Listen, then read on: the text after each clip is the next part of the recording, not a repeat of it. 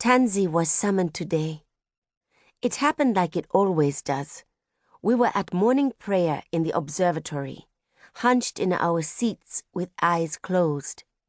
I was sitting with the other serving sisters, a swath of brown through the hall of silver Sightwitches. We might be all nationalities, all origins, all ages, but serving sisters always sat on one end. Full-fledged Sightwitch sisters always sat on the other. Clouds had gathered overnight.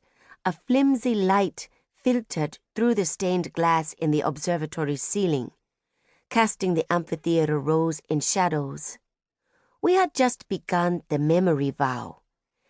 Head Sister Hilga stood beside the scrying pool at the room's heart, her hands clasped at her belly and her eyes closed.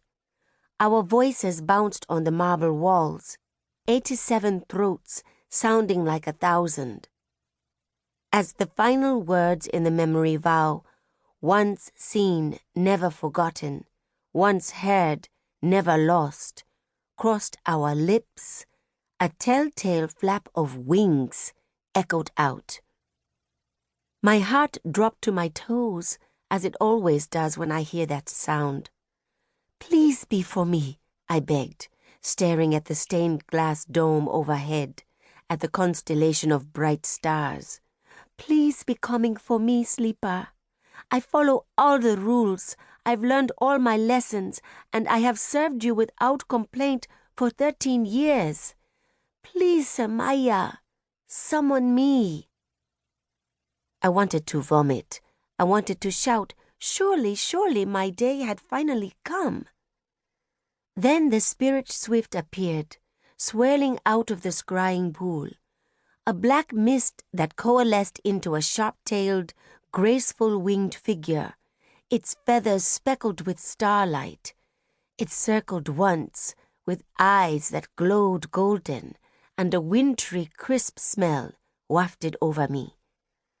That smell meant a summoning. "Pick me," I prayed, the tips of my fingers numb from clutching so tightly at my tunic. "Pick me, pick me." The spirit swift twirled past the telescope ledge before winging down to the serving sisters, 14 of us in brown. I swayed. My heart surged into my throat. 2 hops. It was almost to me, if aiming slightly more toward Tansy. But there was still a chance it might change course, still a chance it might twist back to me. It didn't. It skipped over to Tansy's toes. Because, of course, the Swift could not be here for me.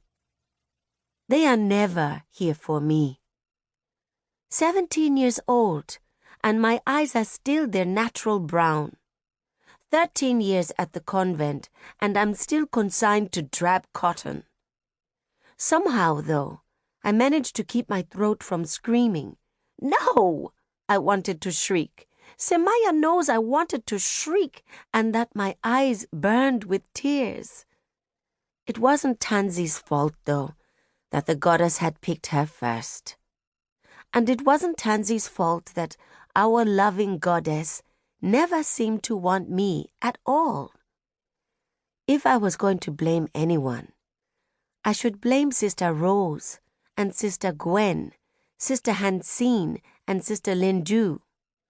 All those years growing up, they had filled my head with stories, telling me that I would be a powerful Sightwitch one day, that I would be the next head sister with a sight to rival even Hilga's. No, they had never seen such visions, but they were sure of it, all the same.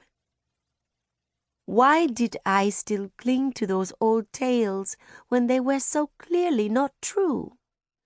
If the sleeper had truly wanted to give me the strongest sight, then surely she would have done so by now. So I didn't cry, and I didn't scream.